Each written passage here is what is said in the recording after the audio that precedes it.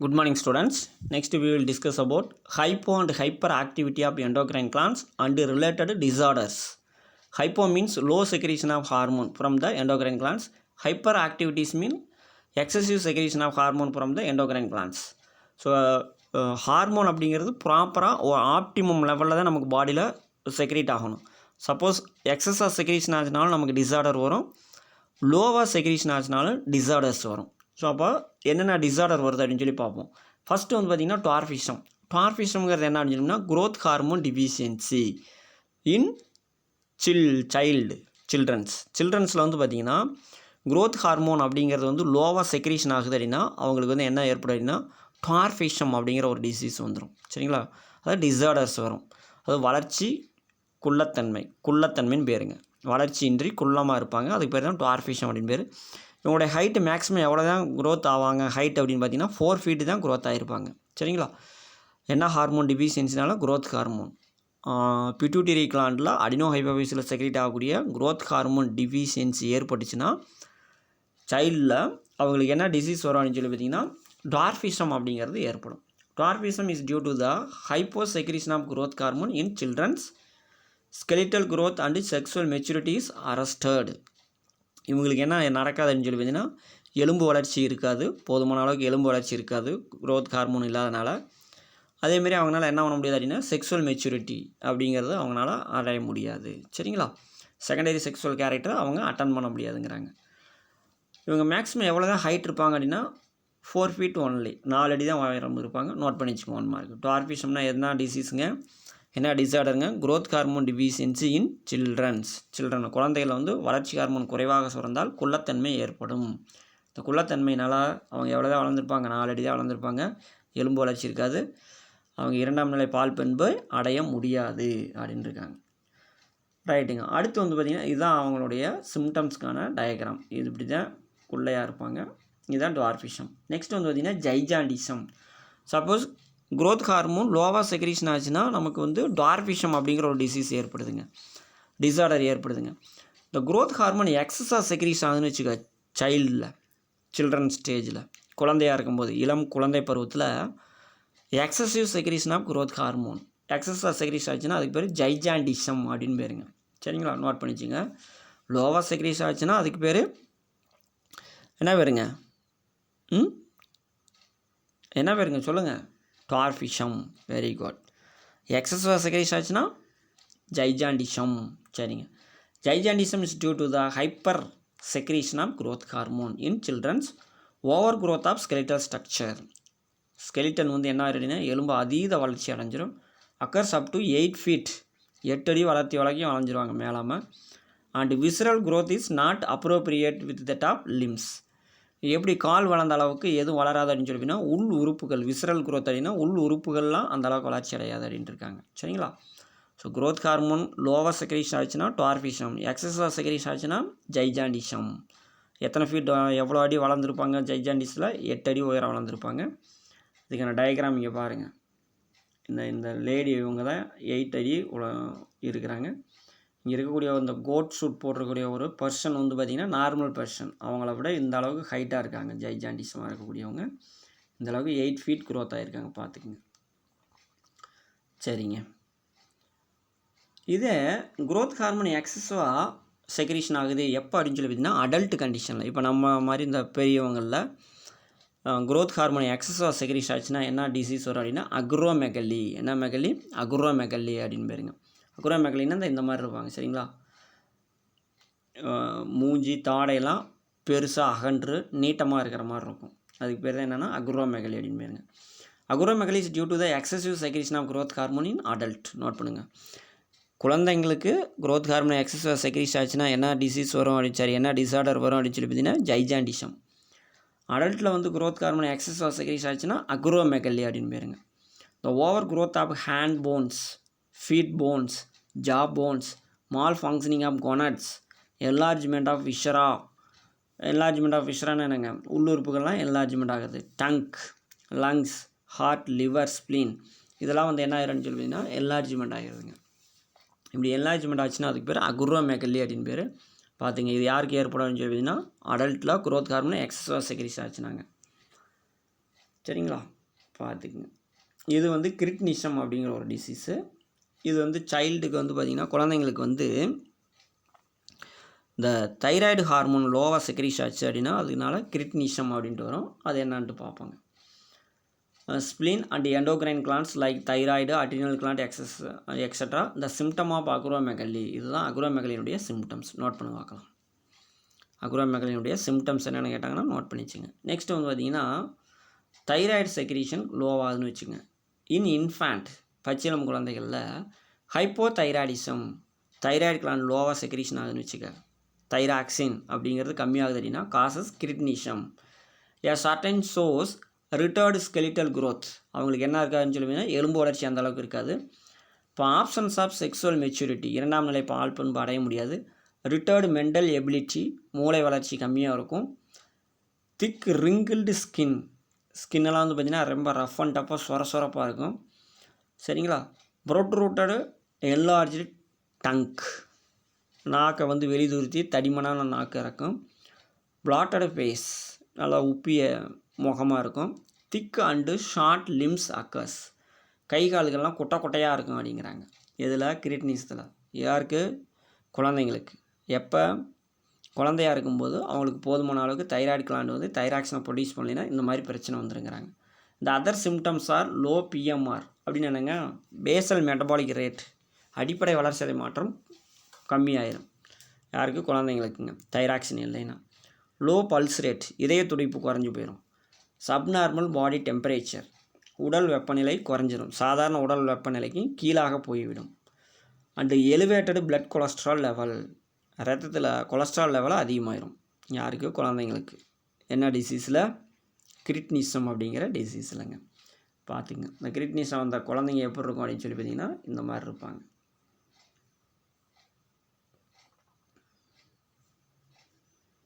இந்த மாதிரி தான் இருப்பாங்க. நாக்கெல்லாம் வெளியே தள்ளிக்கிட்டு, தோல்லாம் ரிங்கிள்டாக இருக்கும். கை கால்லாம் நீட்டம் இல்லாமல் குட்டையாக இருப்பாங்க. ரைட்டுங்க. நெக்ஸ்ட் வந்து பார்த்திங்கன்னா மிக்ஸ்டிமா. என்னடிமா? Myxoedema. Hyposecretion of thyroid gland in adult. சைல்டில் வந்து தைராய்டு கிளாண்ட் வந்து லோவாக செக்ரீஸ் ஆச்சுன்னா கிரிட்னிசம் வந்துடும். இதே அடல்ட்டில் வந்து தைராய்டு கிளாண்ட் வந்து லோவாக செக்ரீஷன் ஆச்சு அப்படின்னு சொன்னால் மிக்ஸ்டிமா அப்படின்னு வந்துடுங்க. அப்படின்னு ஒரு டிஸார்டர் வந்துடும். Myxoedema is otherwise called Gull's disease. Note பண்ண பார்க்கலாம். Myxoedema otherwise called Gull's disease. This disease is characterised by decreased mental activity. இதனுடைய கேரக்டர் என்ன அப்படின்னு சொல்லி பார்த்தீங்கன்னா, மிக்ஸ்டிமானுடைய கேரக்டர் என்ன அப்படின்னு சொல்லி பார்த்தீங்கன்னா, டிக்ரீஸ்டு மென்டல் ஆக்டிவிட்டி, மூளையினுடைய செயல்பாடு குறைஞ்சி போயிடும். மெமரி லாஸ், ஞாபக மறதி ஏற்படும். ஸ்லோனஸ் ஆஃப் மூமெண்ட், அவங்களுடைய செயல்பாடுகள்லாம் கொஞ்சம் ரொம்ப ஸ்லோவாக இருக்கும். அடுத்து வந்து பார்த்திங்கன்னா ஸ்பீச், அவங்களுடைய பேச்சும் ஸ்லோவாக இருக்கும். And central weakness of body, பொதுவாக உடலே வந்து என்ன ஆகணும்னா வீக்காக இருக்கும். அண்டு ட்ரை கோஸ் ஸ்கின்னெல்லாம் வந்து ரொம்ப ட்ரை ஆகி ஹேர்லாம் அங்கங்கே பரவலாக இருக்கும். அடுத்து வந்து பார்த்திங்கன்னா ஸ்கர்ஸ் ஹேர், அதை முடியெல்லாம் வந்து பார்த்திங்கன்னா நட்டுக்கிட்டு சிலுத்துக்கிட்டு நிற்கும், கம்பியாக குத்திக்கிட்டு நிற்கிற மாதிரி இருக்கும். பப்பி அப்பீரியன்ஸ், உப்பிய முகம், இந்த மஞ்சக்காமலை ஊது மூஞ்சி அப்படின்னு சொல்லுவாங்கள்ல, அதுதான் பப்பி அப்பீரியன்ஸ். அப்புறம் வந்து பார்த்திங்கன்னா disturbed sexual function, low BMR, வளர்ச்சிதை மாற்றம் குறைஞ்சி போயிடும். பூவர் ஆப்டிட்டி, பசியின்மை. அண்டு சப்நார்மல் பாடி டெம்பரேச்சர், உடல் வெப்பநிலையும் சாதாரண நிலைக்கு கீழே சென்றுவிடும். என்ன வியாதி இல்லைங்க, வரக்கூடிய கல் டிசீஸ்லேயும். சரிங்களா? யாருக்கு? அடல்ட்டில் வந்து தைராய்டு கிளாண்ட் லோவாக செக்ரீஷன் ஆச்சுன்னா என்ன டிசீஸ் வருங்க? கல் டிசீஸ். சரிங்களா? ரைட்டுங்க. இந்த கல் டிசீஸ் அப்படிங்கிறதுல நமக்கு மிக்ஸ்டிமான்னு சொல்கிறோம். இந்த மிக்ஸ்டிமா தான் இந்த மாதிரி இருப்பாங்க அவங்க பார்க்குறதுக்கு. சரி, அடுத்து பார்த்தோம்னா கிரேவிஸ் டிசீஸ். அது என்ன Graves disease? Excessive secretion of thyroid கிளாண்டுங்க. சரிங்களா?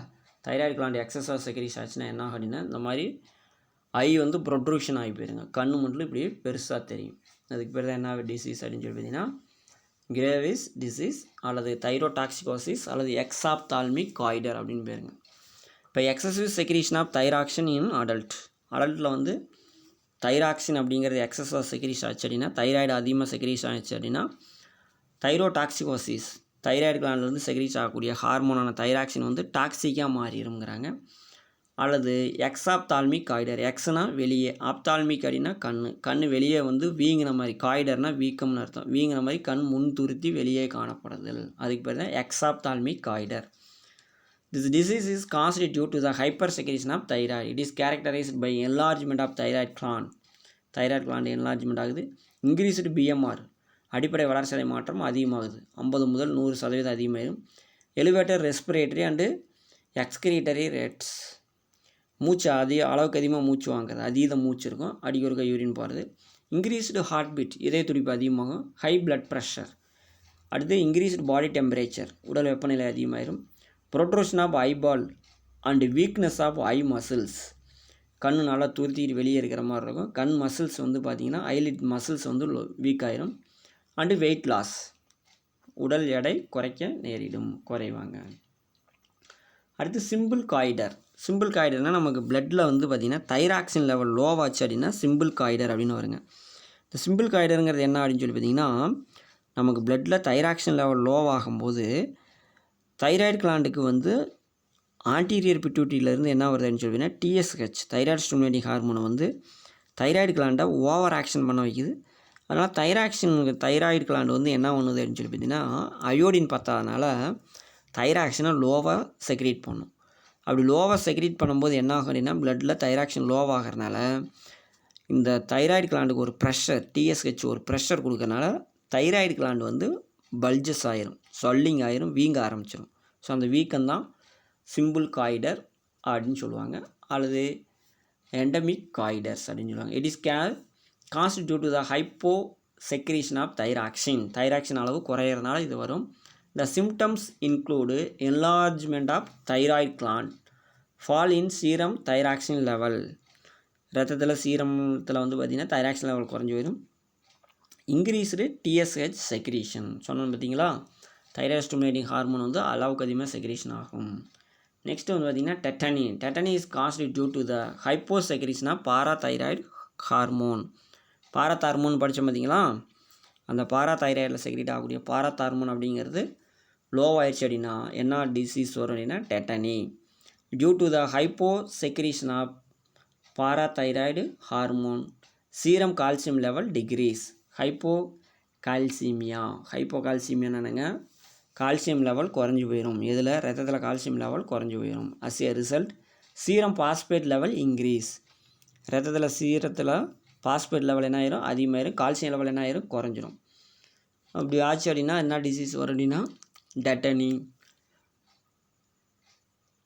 கால்சியம் அண்டு, இதுதான் சிம்பிள் காய்டுக்கான டயக்ராமுங்க, பார்த்துக்குங்க.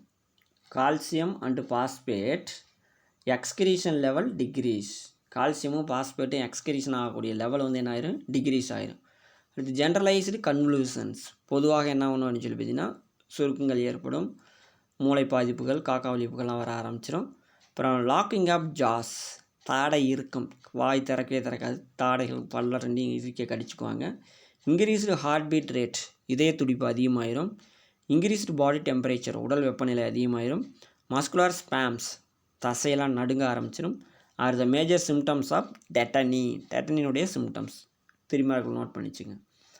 நெக்ஸ்ட் வந்து பார்த்திங்கன்னா ஹைப்பர் பாராதைராய்டிசம், பாராதைராய்டு கிளாண்டு வந்து அளவுக்கு அதிகமாக செக்ரீஸ் ஆச்சு அப்படின்னா அதனால என்ன ஏற்படுதுன்னு பார்ப்போம். Is caused due to the excessive parathyroid hormone in blood, demineralisation of bones.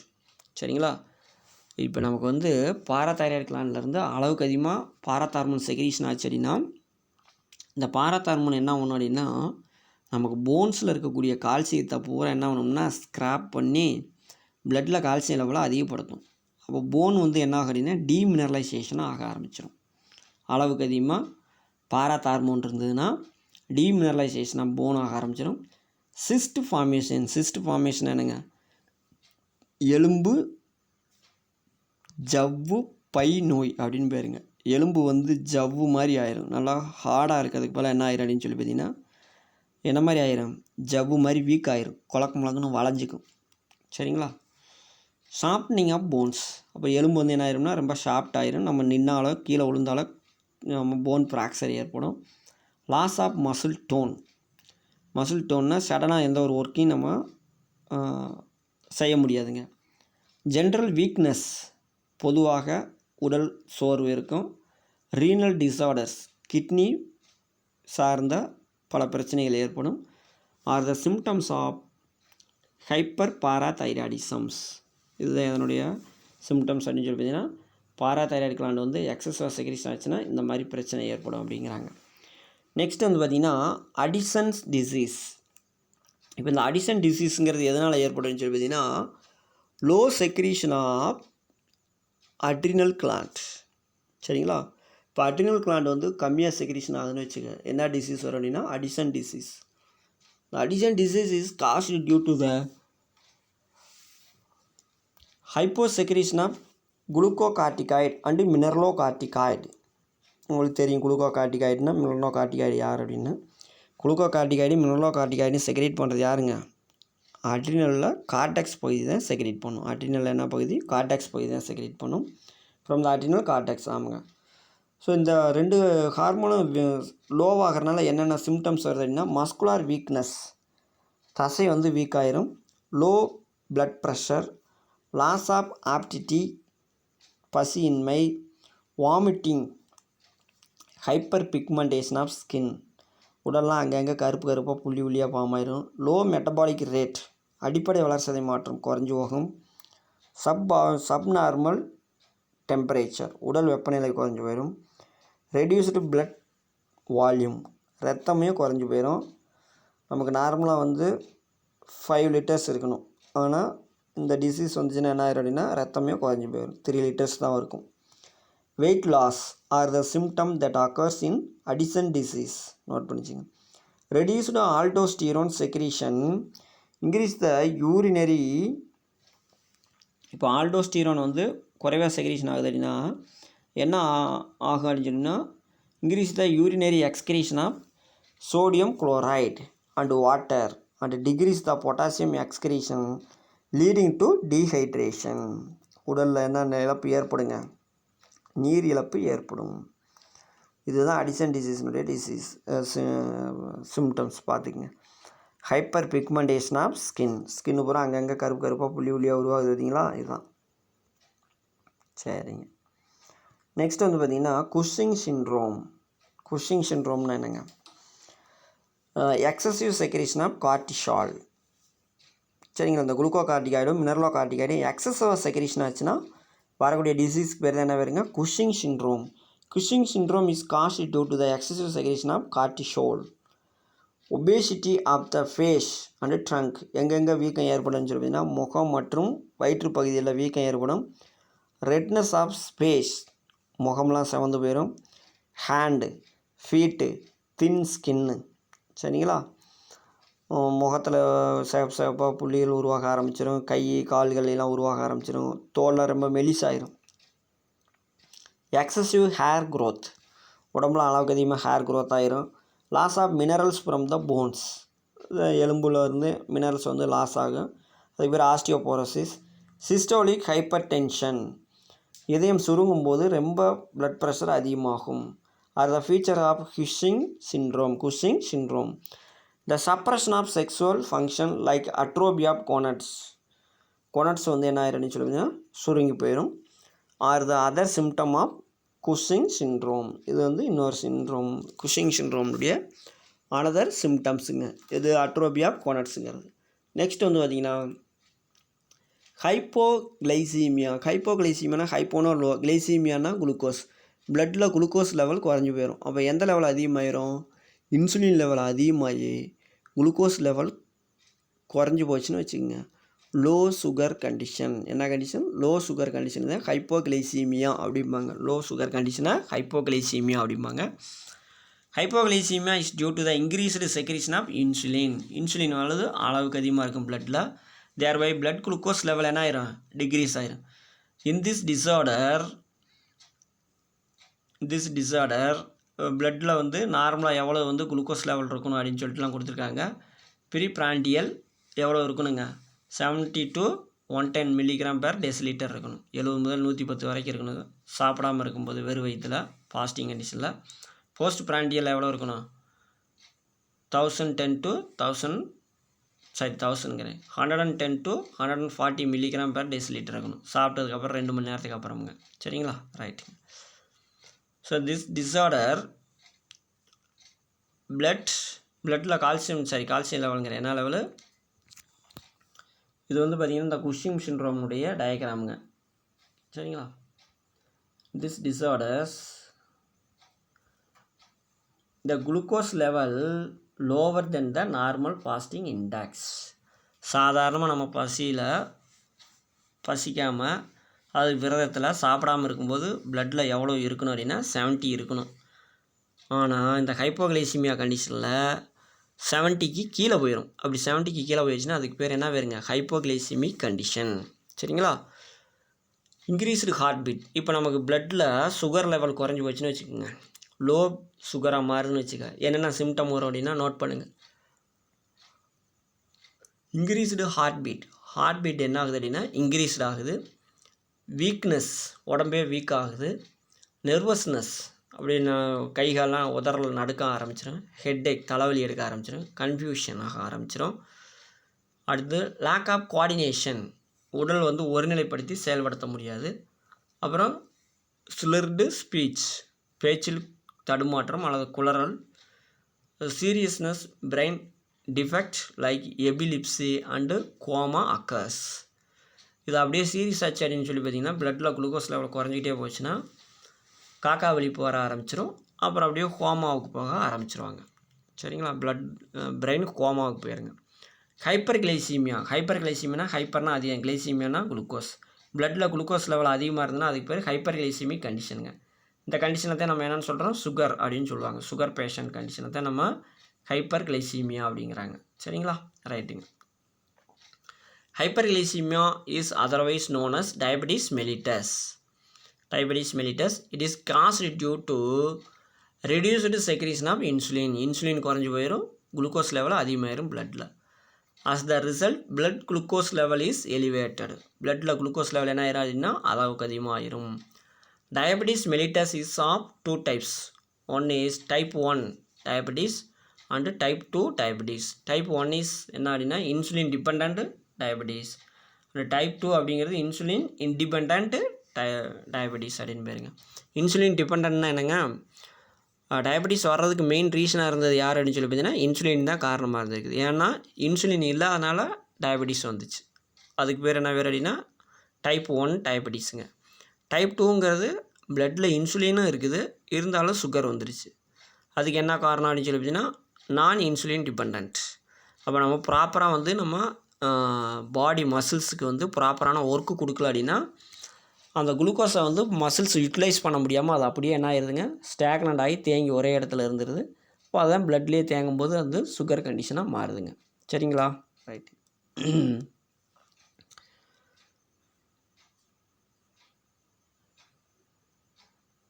இப்போ பாருங்கள், also known as insulin depend diabetes அப்படின்னு சொன்னோமா.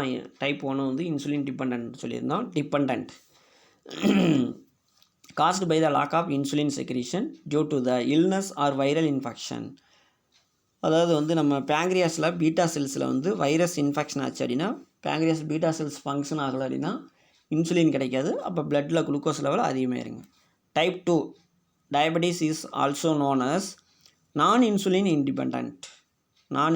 Depend diabetes.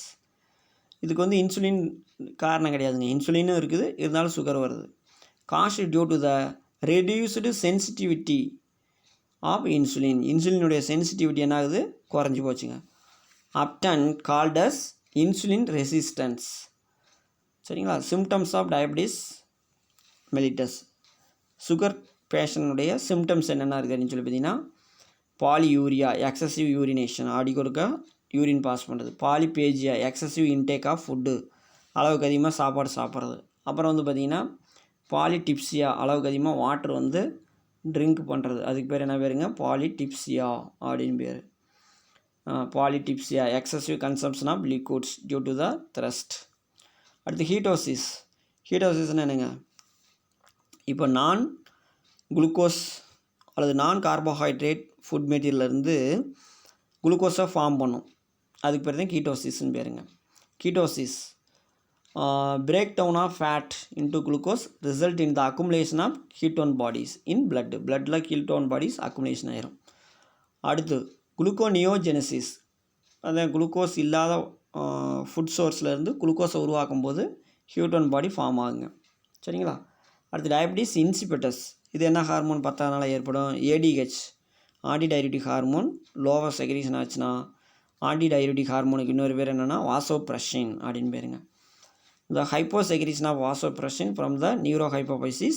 The symptom of include frequent urination, அடிக்கொருக்கா யூரின் பாஸ் பண்ணுறது, and excessive consumption of liquids due to thirst, தண்ணி அடிக்கொருக்கா குடிக்கிறதுங்க. சரிங்களா? Next mechanism of hormone action அப்படிங்கிறத நெக்ஸ்ட் கிளாஸில் பார்ப்போம். Okay students, thank you.